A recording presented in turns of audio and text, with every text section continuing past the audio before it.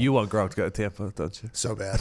Yeah, what do you think they're giving up? What is Tampa giving New England for Gronk? Because they still own the rights to him. I don't know, because whenever it was a potential thought that I was going to go back and kick field goals, potentially for the Bears, they weren't going to just hand me the job. I would have had to compete for it. But to go there, Chris Ballard told us afterwards, after my knee swelled up on a plane, and I decided this seems to be a sign from God that I should not do this and I should just continue saying dumb things into the microphone for the time being.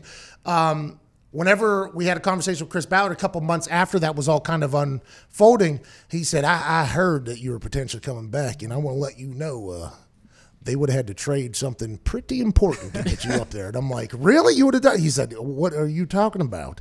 And then the conversation off air was like, you think Jim Irsay was just going to let you retire in the middle of your prime and then just say, yeah, see you later, man. I'm going to go play for the Bears. It's like, no way. They would have. And I would assume Gronk at this point, right? He was talked that he was going to get traded to the Lions. Yep. And then he said he was going to retire. They kept him around. Then he retired ultimately because I think he was sick of getting beat up. He had accomplished everything. And his agent said that he's going to retire for an accomplished a successful acting career or whatever. Yep. And that turns out it hasn't happened yet, but I assume he has hosted WrestleMania and done other things.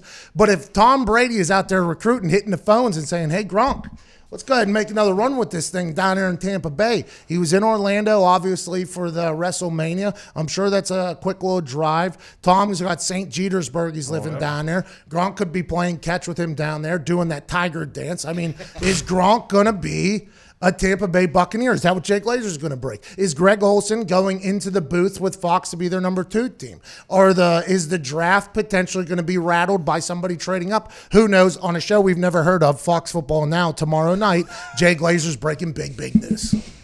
I love that. I love that. It better not be just a way to get to eyes to that show that nobody knows about. It's 1,000% that. Yeah. But if Jay Glazer doesn't break massive news, Jay Glazer is self-aware enough to know that this has to be something actually big. Now, how does he sit on it for 2 days?